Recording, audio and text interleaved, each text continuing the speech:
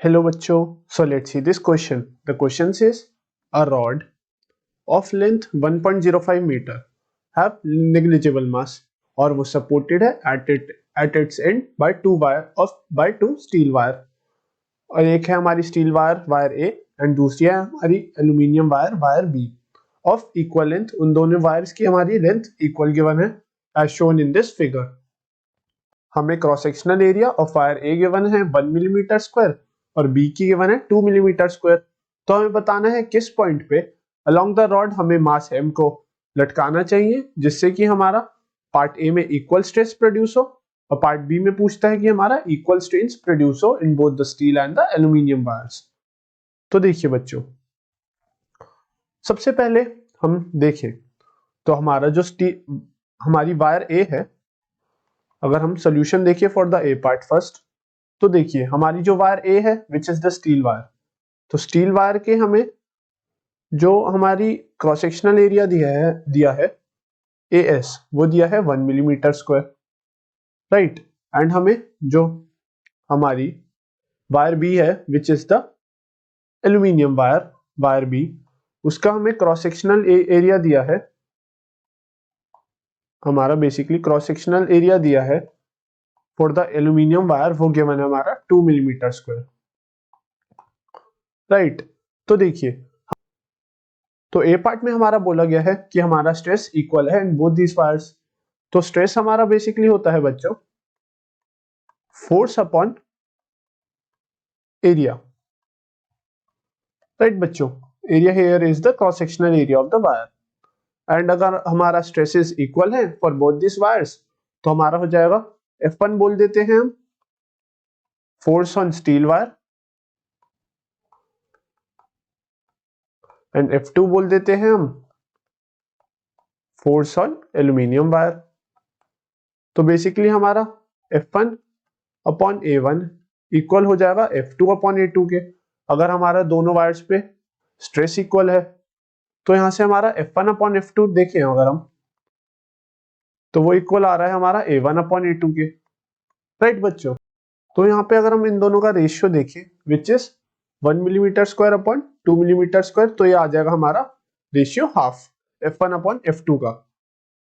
तो देखिए हमारा A वायर पे लग रहा है फोर्स F1 एंड हमारा B वायर पे लग रहा है फोर्स F2. एंड सपोज करिए जो हमने मास M लटकाया है, ये लटकाया है eight a distance y from wire A, and जो हमारा वायर 2 से और you can say wire B से हमारा जो डिस्टेंस हो जाएगा इसका, ये हो जाएगा 1.05 माइनस y के बराबर, राइट बच्चों. तो बेसिकली हमारा जो नेट टॉर्क है ऑन दिस सिस्टम वो 0 होना चाहिए. तो यहाँ पे हमारा बेसिकली की कॉन्सेप्ट ये लगेगा कि हमारा जो नेट टॉर्क होगा on system that should be equal to 0. And बच्चों this net torque on the system is 0 about this point where the mass is hanged. तो बेसिकली हमारा F1 into y should be equal to F2 into 1.05 minus y के बराबर. तो अगर हमारा net torque 0 करना है तो हमारा F1y should be equal to F2 1.05 minus y के बराबर. तो यहां से अगर हम रेशियो देखें तो ये बनेगा F1 upon F2 equals to 1.05 minus y upon y. इसको बोल देते हैं हम इक्वेशन 1, इसको बोल देते हैं हम इक्वेशन 2. और putting equation 1 equating equation 1 and 2, equating equation 1 and 2, तो हमारा बच्चों ये बनेगा half equals to 1.05 minus y upon y. तो ये बन जाएगा हमारा y equals to 2 5 10 and 210 minus 2y. तो ये बन जाएगा 3y इक्वल्स टू 2.1 एंड यहां से हमारा y आ जाएगा 0.7 मीटर्स के बराबर.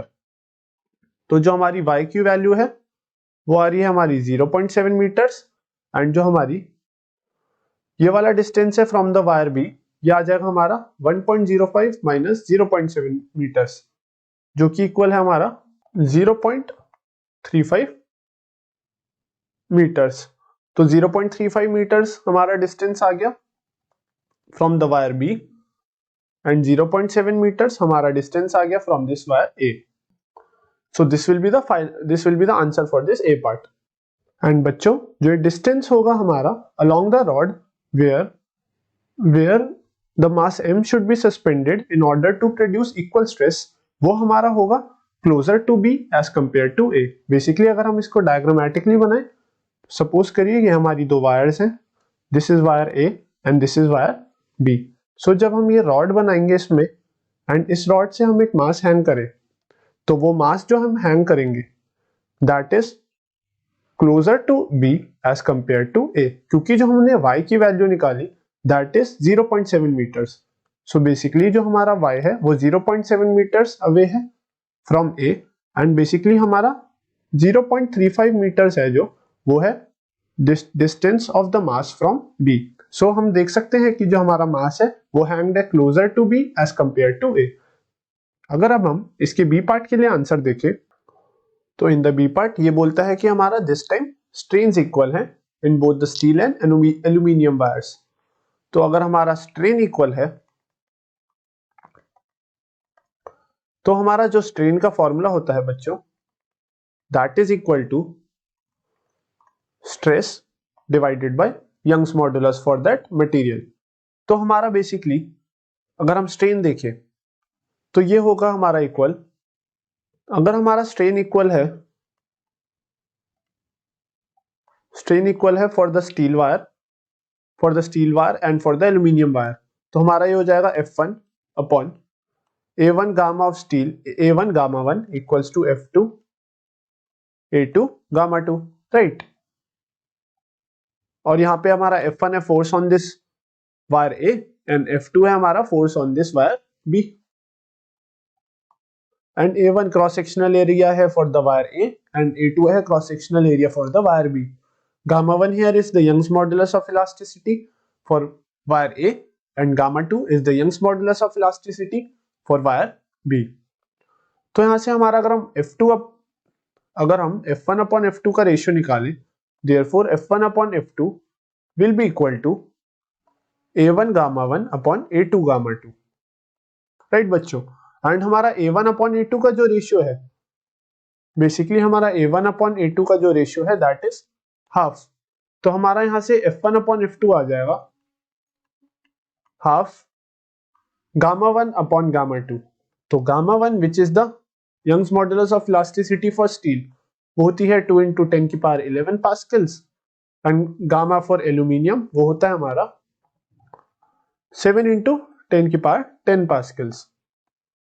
सो यहां से अगर हम वैल्यूज पुट करें तो हमारा जो गामा 1 था वो स्टील के लिए था, तो हम लिख दे 2 into 10 की पावर 11 डिवाइडेड बाय 7 into 10 की पावर 10.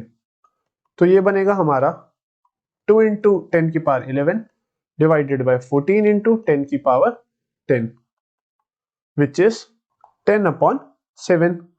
तो फर्स्ट हमारा आ रहा है F1 अपॉन F2 की वैल्यू 10 अपॉन 7. अगेन हम इस वाले पार्ट में भी टॉर्क को जीरो करें, नेट टॉर्क को acting on this system zero करें और लेट करें कि हमारा ये डिस्टेंस होगा y एंड इस डिस्टेंस को हम लेट करें 1.05 माइनस y. तो वायर B से हमारा डिस्टेंस है 1.05 minus y and wire A से हमारा डिस्टेंस है y of this mass m. तो net torque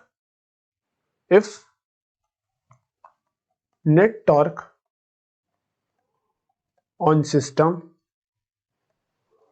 is equal to 0. And बच्चों this net torque is 0 on the system about the point where this mass is hanged, which is the force on wire A, F2 which is the force on wire B. तो हमारा F1 y equal होगा F2 1.05 minus y. तो यहां से हमारा F1 upon F2 का ratio आ गया 1.05 minus y upon y. This will be our equation 2 and equating equation 1 and equation 2. तो हमारा बनेगा 10 upon 7 is equal to